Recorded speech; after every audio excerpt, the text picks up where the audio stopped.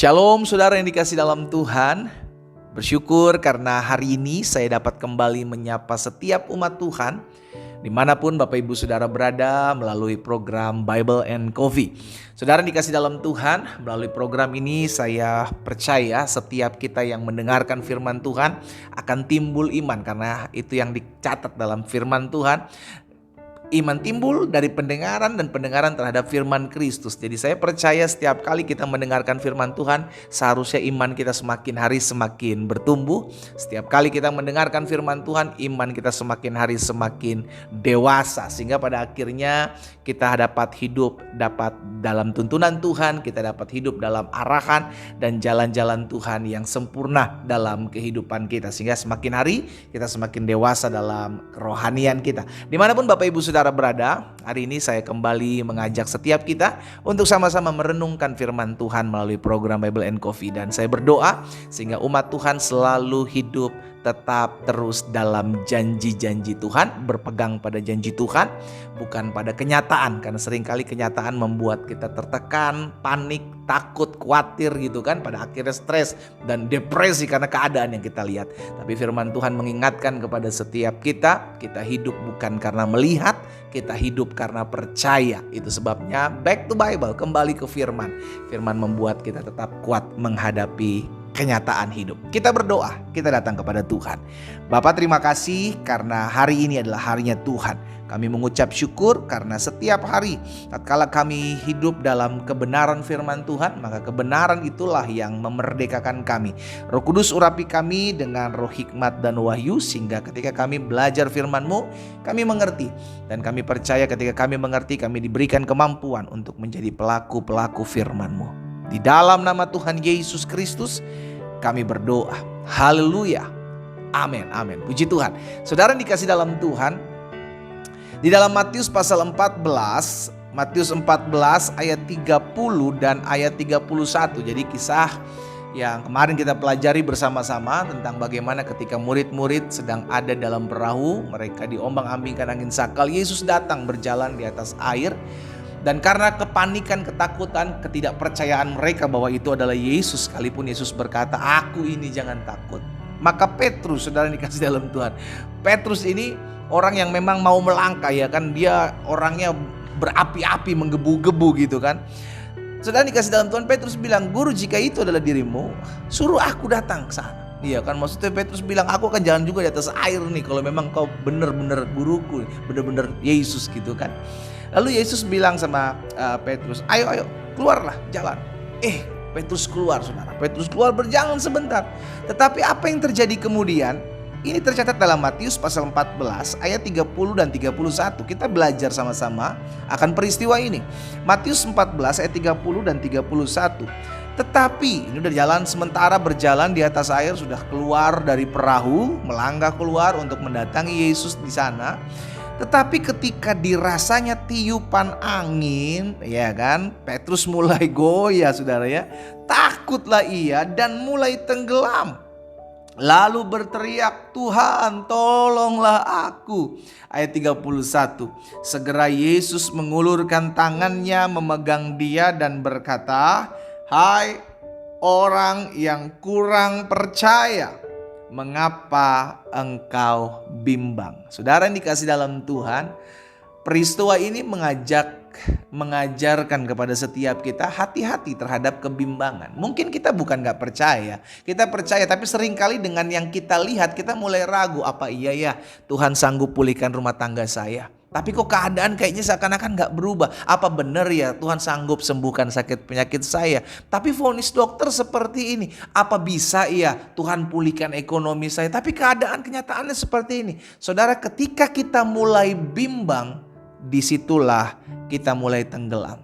Hati-hati ketika kita mulai bimbang. Karena ketika kita mulai bimbang, disitulah kita tenggelam dalam masalah. Memang Yesus pasti akan tolong kita. Saudara dikasih dalam Tuhan, sama seperti apa yang Yesus lakukan kepada Petrus, dia tolong. Iya kan? Dia tolong. Ketika Petrus katakan, "Tuhan, tolong aku," Yesus tolong buru-buru. Tapi Yesus tegur juga, "Hai orang yang kurang percaya, mengapa engkau bimbang?" Karena buktinya Petrus sempat jalan. Keluar dari perahu, Petrus berjalan, tetapi di tengah perjalanan menuju ke sana, menuju ke tempat di mana Yesus berada, Petrus mulai merasakan angin. Dia mulai panik, dia mulai takut, dan akhirnya dia mulai tenggelam. Jadi kebimbangan membuat setiap anak-anak Tuhan, membuat setiap orang percaya itu tenggelam dalam masalah. Wow, ini sangat amat mengerikan kalau kita mulai bimbang dan kita mulai ragu. Lama-lama bukan lagi kita yang menguasai masalah atau kita berada di atas masalah, tapi kita tenggelam dalam masalah. Orang kalau tenggelam dalam masalah, hanyut dalam masalah, dia akan menghalalkan segala cara untuk keluar dari masalah tersebut. Saudara yang dikasih dalam Tuhan, itu bahayanya. Itu sebabnya kenapa Yakobus pesankan secara khusus buat orang-orang yang bimbang nih. Dalam Yakobus 1 ayat 6 dan ayat 7. Hendaklah ia memintanya dalam iman dan sama sekali jangan bimbang. Kalau kita doa, kita minta sesuatu, jangan bimbang. Sebab orang yang bimbang, apa dikatakan Yakobus, sama dengan gelombang laut yang diombang-ambingkan kian kemari oleh angin. Jadi orang bimbang itu sama kayak ombak, sama kayak gelombang. Hidupnya gak jelas gitu loh saudara. Angin bawa ke kiri, dia ikut ke kiri. Angin tiup ke kanan, dia lari ke kanan. Hidupnya tuh gak ada ketetapan. Kenapa? Karena bimbang. Kebimbangan membuat seseorang tenggelam dalam masalah. Itu sebabnya kebimbangan akan sangat membawa kita gampang sekali dibawa oleh arus dunia. Ditiup ke kanan ikut ke kanan, ditiup ke kiri ikut ke kiri. Dan Yakobus jelas berkata di ayat selanjutnya, ayat yang ke-7, orang yang demikian, orang bimbang, jangan mengira bahwa ia akan menerima sesuatu dari Tuhan. Boro-boro menerima, dia akan tenggelam dalam masalah, dia akan tenggelam dalam pergumulannya, dia akan tenggelam dalam kesusahan hidup. Kenapa? Karena dia berdoa, tapi dia ragu. Bisa nggak Tuhan tolong saya? Bener nggak Tuhan sanggup pulihkan keadaan saya? Sanggup nggak Tuhan tolong saya? Kebimbangan. Akhirnya hidupnya gampang sekali dibawa arus saudara. Hidupnya gampang sekali dibawa keadaan. Kalau keadaan lagi begini, dia akan ikut begini. Kalau keadaan lagi begitu, dia akan begitu. Gak ada kekuatan untuk tetap tegak mengikuti firman gitu loh. Orang itu sama seperti diombang-ambingkan oleh angin gitu. Itu sama orang bimbang itu sama kayak gelombang gitu. Sehingga akhirnya hidupnya itu gak ada ketetapan, gak ada keteguhan, gak ada kepastian.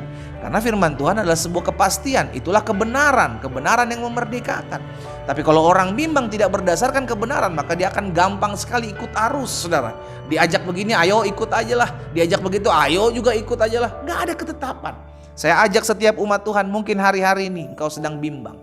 Engkau menghadapi begitu banyak masalah, engkau menghadapi begitu banyak pergumulan, dan engkau bimbang. Tetapkan, teguhkan hatimu untuk tetap ikut Tuhan. Ingat, kita hidup bukan karena melihat.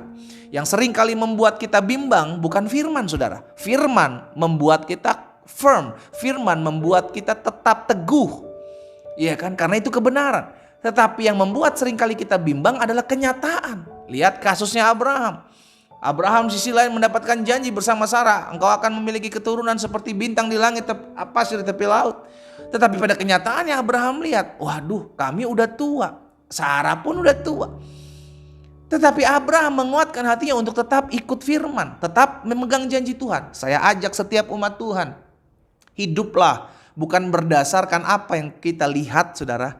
Karena seringkali yang kita lihat membuat kita takut, membuat kita khawatir, membuat kita tertekan. Hiduplah berdasarkan firman. Karena Alkitab katakan apa yang keluar dari mulutnya Allah tidak akan pernah kembali kepada Allah dengan sia-sia, melainkan akan mengerjakan apa yang dia kehendaki dan berhasil dalam apa yang dia suruhkan. Hiduplah berdasarkan firman. Engkau tidak akan gampang mudah diombang-ambingkan oleh masalah.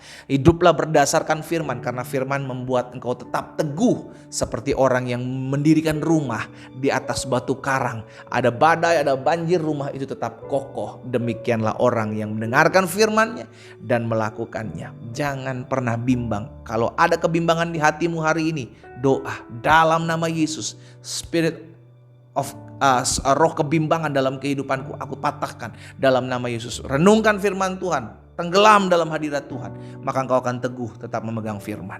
Kita berdoa, kita datang kepada Tuhan. Bapa, dalam nama Tuhan Yesus, hari ini kami mendengarkan firman-Mu. Tuhan, tolong kami sehingga kami dimampukan untuk tetap terus teguh percaya, karena kami hidup bukan karena melihat. Kami hidup karena kami percaya janji-Mu ya dan amin dalam kehidupan kami. Hari ini Hamba berdoa buat setiap umat Tuhan yang mungkin hari-hari sedang mengalami kebimbangan di hati mereka, yang sedang tenggelam dalam masalah dan pergumulan mereka. Aku berdoa dalam nama Yesus, kami percaya Tuhan, kebimbangan tidak mengerjakan apa yang baik dalam hidup kami. Kebimbangan hanya membawa kami terombang-ambing ke sana dan kemari, tidak punya arah tujuan.